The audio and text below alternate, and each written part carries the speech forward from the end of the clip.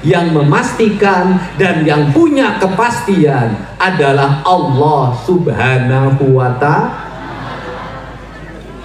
Kita sudah bersaksi tiada Tuhan yang harus disembah kecuali Allah. La ilaha. Ketika saya kemarin mengikuti pemilihan kepala daerah, pemilihan gubernur, saya berserah diri pada Allah. Yang mentakdirkan kemenangannya adalah Allah. Tapi saya taat pada siapa? Pada undang-undang pemilihan kepala daerah. Jadi hari ini banyak teologi fatalistik. Kenapa? Mukanya mengaku berserah pada Allah, hatinya mengikuti hawa nafsu. Teologi fatalistik ini berbahaya. Kenapa? Akan mengakibatkan kita beragama penuh dengan kepalsuan. Dulu saya memimpin bukan hanya membangun jalan, bukan hanya membuat gedung, bukan hanya membangun irigasi, bukan hanya membangun rumah sakit, bukan hanya membangun puskesmas, tetapi yang lebih penting dari semua itu adalah membangun karakter manusia Sunda agar dia sadar dirinya di mana, dari mana, dan akan kemana. Itu jauh lebih penting dari apapun. Selama pemilihan kepala daerah, tak ada satu kuburan pun yang saya datangi, tak ada satu guru spiritual pun yang saya datangi. Yang saya ikuti adalah keinginan hati seluruh rakyat Jawa Barat. Saya di Tasik, itu saya nyelamatin orang yang LPG-nya disita, saya bayarin 14 juta. Yang satu lagi bak dapurnya mau disita, saya bayarin 12 juta. Setelah itu Anda kerja di tempat saya. Ayo, hutangnya saya lunasin, Anda kerja. Anda saya gaji 50.000 saja. Karena apa? Karena sudah bayarin. Hanya bertahan 1 bulan orangnya kabur. Itu mental. Saya tegasin di sini, saya tidak akan berkantor di Gedung Pakuan. Terlalu mewah bagi diri saya. Biarkan Gedung Pakuan menjadi pusat perpustakaannya orang Jawa Barat, menjadi pusat perpustakaan digitalnya orang Jawa Barat, dan menjadi pusat sejarahnya orang Jawa Barat agar tahu leluhurnya, sehingga seluruh rakyat Jawa Barat nanti bisa datang mengakses ke Gedung Pakuan untuk menambah ilmu pengetahuan, bukan hanya sekedar jalan-jalan. Saya pernah memimpin namanya Purwakarta. Setiap hari saya dicaci maki. Setiap hari saya dikafir-kafirkan dan dimusrik-musrikan. Seluruh langkah saya dianggap tidak ada yang benar. Saya orang yang didemo, tidak ada hari Minggu, tidak ada hari Senin. Setiap hari pernah saya didemo, 1 tahun full saya didemo. Tetapi saya selalu berdiri pada pendirian saya. Pada akhirnya, setelah lama ditinggalkan, dan apa yang dilakukan oleh yang meneruskan saya tidak sesuai dengan keinginan masyarakat, akhirnya orang kembali merindukan kembali jadi mulia di itu.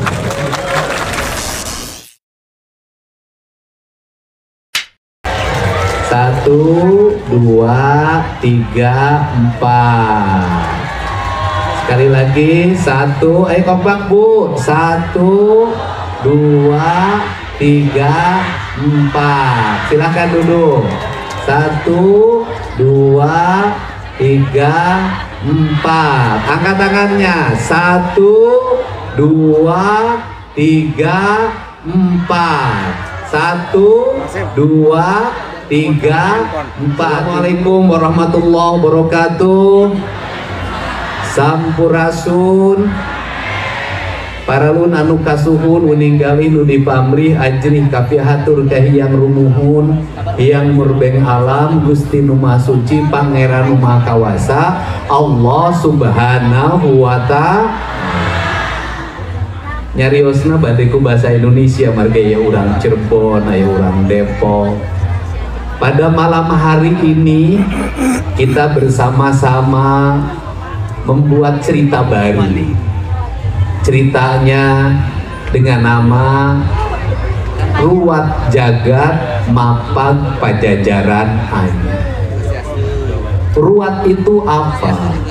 Ruwat itu artinya merawat, menjaga, memelihara. Sekali lagi, merawat, menjaga, memelihara.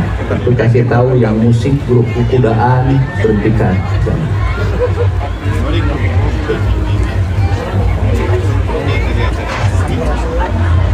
Saya tadi ada 4 kuda yang dikosongkan. Keempat kuda yang dikosongkan itu ada 4 warna. Ada berwarna hitam, ada berwarna putih, ada berwarna kuning, ada berwarna merah. Dipimpin oleh 1 orang Apa itu maknanya? Bahwa bumi yang kita pijak ini, semesta yang menjadi tempat kita hidup itu, ada tanahnya berwarna hitam, ada airnya berwarna putih, ada udaranya berwarna kuning, ada panas matahari atau apinya berwarna merah. Keempatnya itu ada yang mengurusnya, ada yang mentakdirkannya, ada yang menetapkannya. Mentakdirkannya, menetapkannya, mengurusnya, itu disebut hukum, namanya kausalitas. Kausalitas itu hukum sebab akibat. Kita menyebutnya adalah hukum alam. Hukum alam dalam ilmunya adalah ilmu pasti. Siapa yang memastikan dan siapa yang punya kepastian? Yang memastikan dan yang punya kepastian adalah Allah Subhanahu wa Ta'ala. Karena kita sudah mendeklarasikan diri sebagai makhluk beriman, kita sudah mendeklir diri sebagai makhluk beriman. Kalau dalam bahasa kaidah agama, kita sudah bersaksi tiada Tuhan yang harus disembah kecuali Allah. La ilaha. Tetapi ketika kita sudah bersaksi menyembahnya dengan Allah, kita bersaksi menyerahkan sepenuhnya diri ini pada Allah. Kata orang Sunda, hirup ukur sasamperan, awak ukur sasampayan, sariring-riring dumadi, sarengkak saparipola, sadaya kersaning Allah, la haula wala quwata illa billah. Terus bagaimana cara berserah dirinya? Saya ngasih contoh. Ketika orang menjadi tentara, maka dia berserah diri kepada Allah. Dengan cara apa? Dengan cara mentaati sabta marga. Ketika saya kemarin mengikuti pemilihan kepala daerah, pemilihan gubernur, saya berserah diri pada Allah. Yang mentakdirkan kemenangannya adalah Allah. Tapi saya taat pada siapa? Pada undang-undang pemilihan kepala daerah. Saya takutnya sama siapa? Sama KPU dan Bawaslu. Apakah saya takut pada KPU, taat, ikut debat, ikut aturan, mentaati aturan, dianggap saya kemudian musyrik? Tidak, karena ini hukumnya. Kita hukum dunia, maka di dunia ini Allah sudah menetapkan hukum. Maka ketika kita tinggal di bumi, ketika kita tinggal di bumi, ketika tinggal di bumi, orang Sunda menyebutnya Sunan Ambu, maka kita harus taat pada hukumnya bumi. Kalau membangun rumah harus taat pada hukumnya tanah, hukumnya air, hukumnya matahari, hukumnya angin, harus taat pada hukumnya itu agar rumah kita menjadi rumah surga. Rumah surga tuh baiti zanati, artinya apa? Rumah yang memberikan rasa nyaman, rasa tentram. Kenapa? Karena siklus rumah itu adalah siklusnya bumi. Pertanyaannya adalah, Anda berserah diri pada Allah, berserah diri pada Allah. Anda bangun rumah tanpa jendela, Anda bangun rumah tanpa pintu, bisa nggak? Tidak.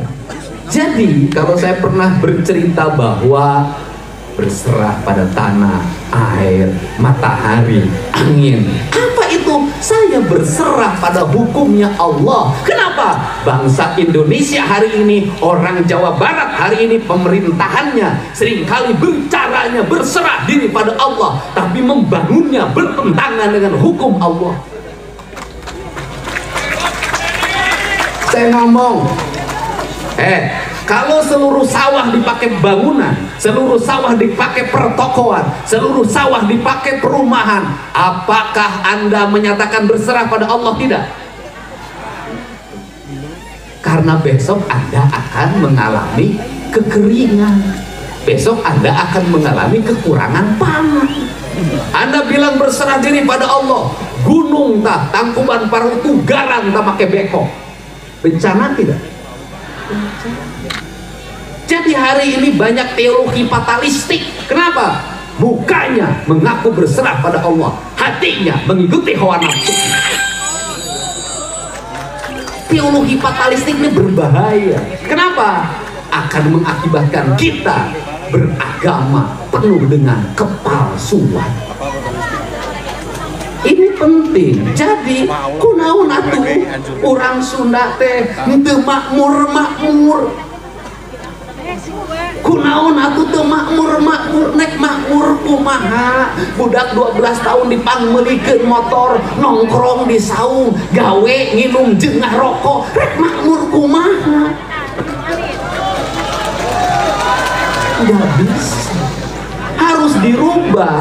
Maka dari dulu saya memimpin bukan hanya membangun jalan, bukan hanya membuat gedung, bukan hanya membangun irigasi, bukan hanya membangun rumah sakit, bukan hanya membangun puskesmas, tetapi yang lebih penting dari semua itu adalah membangun karakter manusia Sunda agar dia sadar dirinya di mana, dari mana, dan akan kemana. Itu jauh lebih penting dari apapun. Ini penting. Makanya kalau saya ketemu anak pakai motor knalpotnya brong, saya cegat, ganti, saya kasih 400.000 tuh ganti. Kenapa? Knalpotnya sudah melanggar aturan, dibiarkan oleh gurunya, dibiarkan oleh kepala sekolahnya, dibiarkan oleh orang tuanya. Kenapa? Anda ngomong taat pada Allah, knalpot motornya brong, Anda sedang melawan hukumnya Allah. Kenapa melawannya? Manusia ada keterbatasan telinga. Telinga itu ada keterbatasan suara yang mesti dengar. Harus berapa? Ketepatan, kekuatan suaranya ada aturannya. Kalau setiap knalpot masuk ke telinganya kencang, ada 1000 motor, maka yang ada adalah gendang telinga kita sudah tidak berfungsi dengan baik, dan kita tidak terbiasa lagi mendengar suara yang indah dan merdu, terbiasa dengan suara yang kotor dan kasar. Dari mana keberadaban di sini? Beragama, motornya benar. Beragama tidak boleh membuang sampah ke sungai. Beragama tidak boleh membuang racun ke sungai. Beragama berarti mengurus kebersihan. Beragama berarti tanahnya diruat, dibukakan lubangnya, ditanami pohonnya, dibukakan lubangnya, ditanami pohonnya, dibukakan lubangnya, ditanami pohonnya. Saya mengeluarkan biaya membuat ruang-ruang terbuka seperti ini, orang tidak ngerti. Kenapa? Anak-anak usia dini sekarang stres, ruang bermainnya tidak ada. Tiap hari pakai HP, tiap hari mau motoran. Orang tuanya stres, kebutuhannya makin lama makin tinggi, kemampuan ekonomi makin tidak terbatas. Bang emok, bang keliling, dudol, pinjol itu marak di Jawa Barat. Itu ancaman utama. Sedangkan orang Jawa Barat mengaku orang religius. Apa? Religiusitas kita, pengakuan kita beragama, ternyata isinya bukan la ilaha illallah. Ini harus dibenerin. Tugas negara, tugas pemimpin, membentuk karakter manusia, membentuk visi ke depan. Kenapa? Hanya bangsa yang punya karakter, hanya bangsa yang punya visi yang akan memenangkan pertarungan dunia. Sudah. Cina itu punya visi, punya karakter. Korea punya visi, punya karakter. Jepang punya visi, punya karakter. Kita tidak punya visi dan tidak punya karakter. Ini saya harus sikap kepemimpinan ke depan. Kenapa? Orang Sunda juga bisa. Dia harus punya sifat visi yang kuat, dimulai dari pembedahan pendidikan anak usia dini, pembentukan karakter. Itu yang pertama. Kemudian yang kedua, persoalan di tentara itu ada yon, ada batalion. Di setiap batalion ada panji. Kopassus punya panji, Kostrad punya panji, kemudian infanteri punya panji. Setiap kesatuan punya panji, batalionnya punya panji, dan panjinya dihormati. Ketika panji itu dibawa dikibarkan, maka seluruh tentaranya memberikan penghormatan, jiwanya bergetar, hatinya bergemuruh. Panji itu adalah kehormatan batalion, kehormatan kesatuan. Indonesia itu punya panji kebesaran merah putih dan Garuda Pancasila. Maka setiap Agustus dibuat upacara, setiap pagi diupacarakan, dihormati. Begini cara hormatnya, penuh keteguhan. Tinggal bagaimana yang hormatnya. Hormatnya pura-pura, hormatnya dengan rasa, dengan cinta. Bukan hanya menghormati benderanya, merah putihnya, tapi tanah airnya harus dihormati, tidak boleh dirusak, harus ditata, harus dibalikan pada sistem alamnya. Saya menyebutkan adalah tata ruang yang berbasis ekologi, tata ruang yang berbasis ekosistem, tata ruang yang berbasis kewilayahan, tata ruang yang berbasis alam, tata ruang yang berbasis semesta. Karena itu bagian dari penghormatan terhadap bumi. Maka saya sejak dulu jadi bupati pertama di Purwakarta punya panji. Namanya Ki Jagarasa Nyimas Malati Ki Jaka Sunda, dalam bentuk kereta kencana. Itu panji. Dan saya menghormati itu. Tapi karena saya ada orang budaya, tata caranya bukan tata cara penghormatan militer, maka penghormatannya menjadi itu. Maka orang tentara ketemu tentara, maka hormatnya begini. Tapi orang Sunda ketemu orang Sunda, hormatnya begini. Orang Bali hormatnya begini. Ini rasa hormat. Rasa hormat. Ini bentuk hormat, bentuk penghormatan. Hormat, makanya kalimatnya sembah sungkem. Artinya dia memberikan penghormatan. Penghormatan, sembahyang itu adalah penghormatan. Nah, yang dihormat boleh nggak? Ya sama, kereta dihormati, lambang merah putih dihormati, lambang batalion dihormati. Dihormati. Cara menghormatinya macam-macam, bukan disembah. Yang disembah itu bagaimana? Fatalistik, menyerahkan diri pada kereta. Amal usaha minta weka kareta, itu namanya menyembah.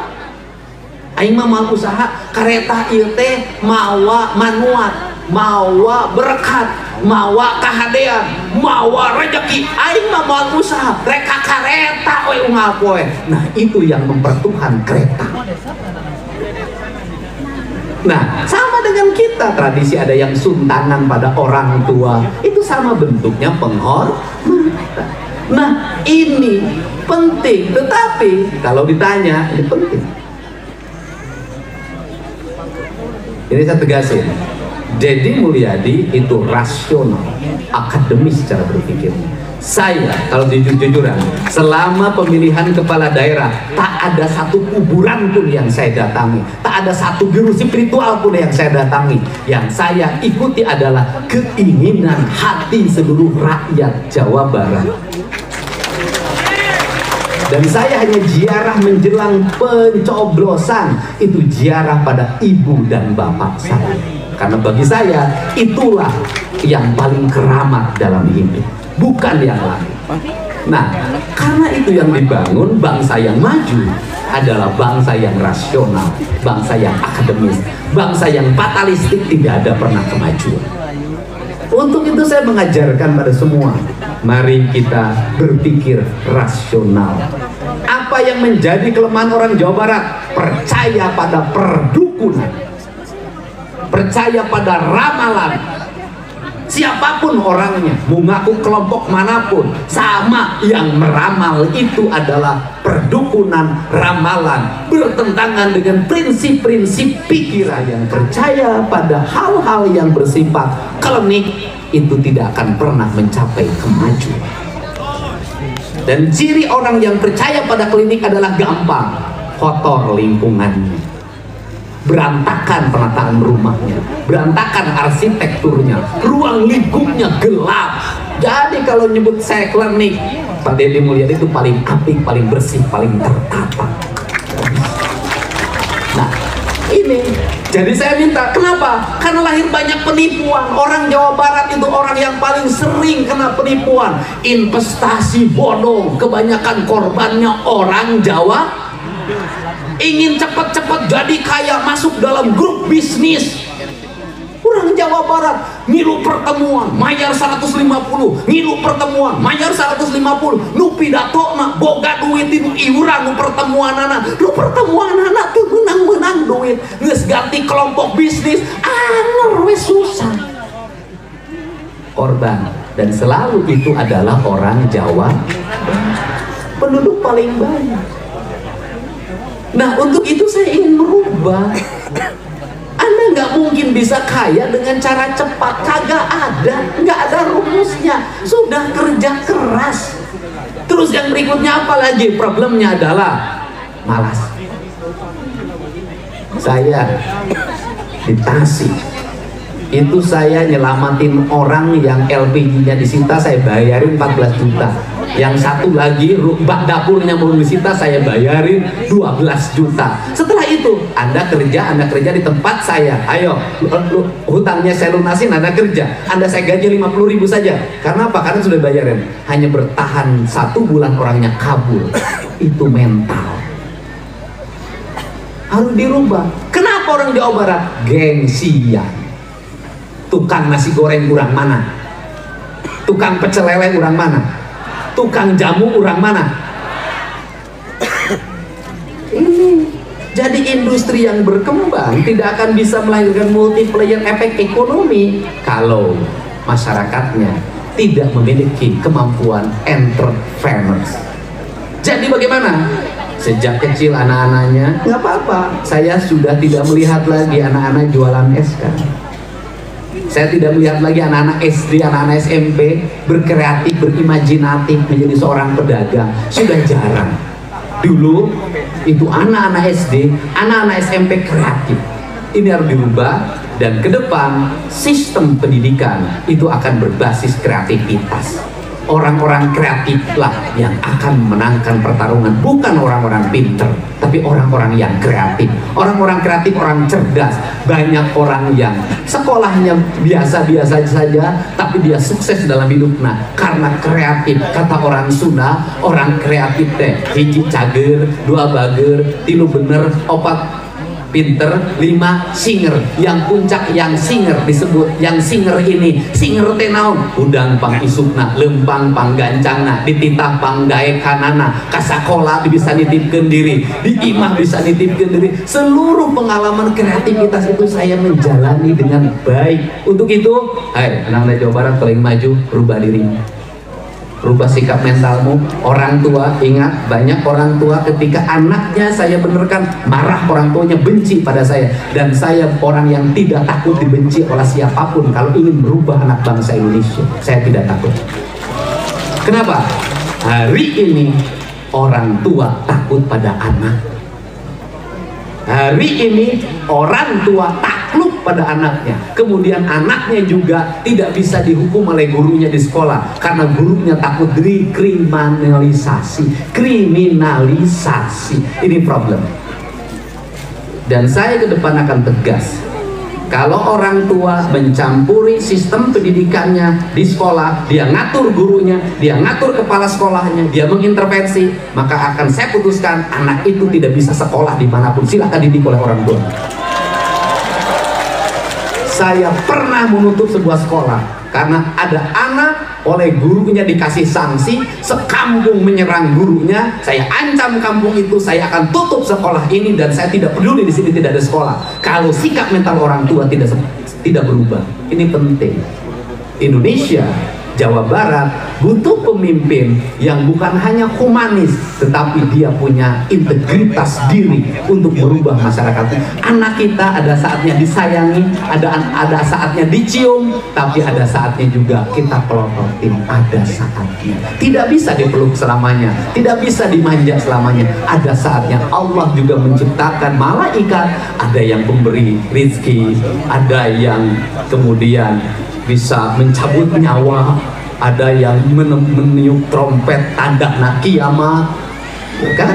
Ada yang pencatat, ada. Artinya dalam diri manusia itu harus banyak karakter, yang itu turunan dari karakternya malaikat, yang itu bisa ditempatkan dalam sistem pendidikan kita. Sehingga saya berucap terima kasih. Malam hari ini bisa dilihat, ini kegiatan tanpa panitia, tanpa apapun, orang datang dengan sukarela. Dan saya menyampaikan ucapan terima kasih pada seluruh warga Jawa Barat yang memberikan kepercayaan kepada saya dan Kang Erwan untuk memimpin Provinsi Jawa Barat. Saya meyakini suara yang 51,6% itu bukan suara yang digerakkan oleh orang, bukan suara yang digerakkan oleh tim, tapi suara yang digerakkan oleh hati, yang keluarnya dari rasa, dan itu cintanya. Saya tidak bikin kaos, saya tidak membuat kampanye. Yang saya lakukan hanya bertemu dengan orang saat malam hari agar mereka datang dengan penuh sukacita. Saya tidak suka melihat rakyat dinaikin truk, dikasih kaos yang 10.000, kemudian dikasih pidato yang nggak jelas arahnya. Saya tidak suka itu. Saya ingin bertemu dengan orang dengan keadaan tenang, dengan keadaan jernih. Saya bisa memberikan rasa cinta pada mereka, menghibur mereka, yang pada akhirnya biasa ada 1-2 orang yang bertemu dengan saya di panggung dan itu menyelesaikan problem. Dan seluruh kegiatan ini tidak akan pernah berhenti. Saya akan tetap seperti itu sampai kapanpun. Saya tegasin di sini, saya tidak akan berkantor di Gedung Pakuan, terlalu mewah bagi diri saya.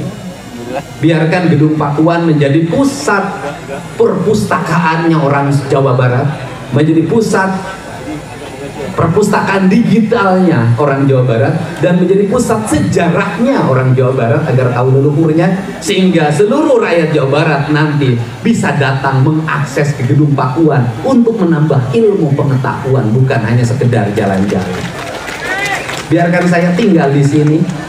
Tujuannya untuk apa? Agar saya pergi ke kantor, itu saya bisa berjalan dalam setiap hari, sehingga bisa menemukan banyak masalah yang bisa saya selesaikan dalam perjalanan itu. Saya akan tetap seperti itu. Kenapa? Karena saya merasa bahwa saya bisa seperti ini adalah doanya orang-orang kecil, doanya orang-orang miskin, doanya anak-anak yatim, doanya orang-orang yang dalam kesusahan, dan pada akhirnya itu menggerakkan pikiran banyak orang. Banyak orang yang kelas menengah memberikan supporting pada saya, hanya satu tekad dia. Kalimatnya sederhana, kalau Kang Deddy hanya menjadi rakyat biasa, bisa menolong 3 orang dalam sehari, mungkin kalau memimpin Jawa Barat bisa jutaan orang yang bisa ditolong. Ini yang berdiri di sini semuanya punya harapan. Karena punya harapan, maka tugas saya adalah nanti setelah dilantik memenuhi seluruh harapan. Tetapi harapan itu tidak bisa diwujudkan sekaligus. Pasti ada tahapan-tahapan, pasti ada tantangannya, pasti ada rintangannya. Kenapa? Karena tidak semua niat baik itu akan disukai banyak orang. Banyak niat baik tidak disukai juga sedikit orang. Tetapi dalam niat baik itu bisa jadi ada kalimat saya yang lembut, ada kalimat saya yang tegas, ada kalimat saya yang keras, dan ada yang tindakan saya yang terukur. Kenapa? Karena disitu letak pemimpin. Pemimpin itu bukan hanya mengikuti arus, tapi pemimpin itu harus bisa mengelola arus. Pemimpin bukan hanya mengikuti aspirasi masyarakat. Kalau pemimpin mengikuti aspirasi masyarakat, dia akan pusing dengan aspirasi. Cek pedagang kaki 5 aing hayang dagang di trotoar, cek nu lempang aing hayang lempang di trotoar, cek nu micen limbah aing hayang micen limbah kawalungan, cek lauk aing embung hayang limbahan. Semua pemimpin satu syaratnya, berjalan bertindak di atas rel kebenaran. Itu prinsip. Kebenaran bisa jadi itu hanya disukai sedikit orang. Pemimpin tidak boleh mundur karena Apa yang diputuskan disukai sedikit orang. Kenapa? Tugas pemimpin adalah menyadarkan banyak orang yang tidak menerima gagasan dan pikiran. Ingat, setiap gagasan masa depan pasti mendapat tantangan. Kalau Anda tinggal di rumah, punya uang 200 juta misalnya, ditanya pada keluarganya, pasti ada yang minta beli mobil, pasti ada yang minta beli motor, pasti ada yang minta beli TV, pasti ada yang minta untuk jalan-jalan keluarganya. Kepala keluarga yang hebat memutuskan, uang ini kita belikan tanah untuk masa depan kalian. Itu prinsip. Ketika anak kita menyuruh anak kita ke sekolah, membangunkan pagi, pasti anak itu marah. Ketika kita melarang anak kita merokok, pasti anak kita marah. Ketika melarang anak kita jajannya berlebihan, pasti anak kita marah. Tetapi biarkan kita dicaci maki oleh anak kita hari ini, ke depan dia akan dipuji oleh anak-anak kita. Pemimpin, biarkan kita dicaci maki hari ini, ke depan kita akan direnungkan banyak orang. Saya pernah memimpin namanya Purwakarta. Setiap hari saya dicaci maki, setiap hari saya dikapir-kapirkan dan dimusrik-musrikan. Seluruh langkah saya dianggap tidak ada yang benar. Saya orang yang di demo, tidak ada hari Minggu, tidak ada hari Senin. Setiap hari pernah saya di demo, 1 tahun full saya di demo. Tetapi saya selalu berdiri pada pendirian saya. Pada akhirnya setelah lama ditinggalkan dan apa yang dilakukan oleh yang meneruskan saya tidak sesuai dengan keinginan masyarakat, akhirnya orang kembali merindukan kembali Deddy Mulyadi untuk hadir. Itulah kita. Bahasa kasar, lebih baik kita dicaci maki tapi besok kita punya harga diri, daripada kita hari ini dipuji besok kita tidak punya martabat dalam hidup. Untuk itu saya ucapkan terima kasih pada kawan-kawan dari Bali. Saya memberikan contoh pada seniman Jawa Barat. Saya baca RAB yang dibawa oleh teman seniman Bali dengan perjalanan, dan di sini hampir 5 hari. Komponen RAB honornya hanya 500.000 rupiah per orang.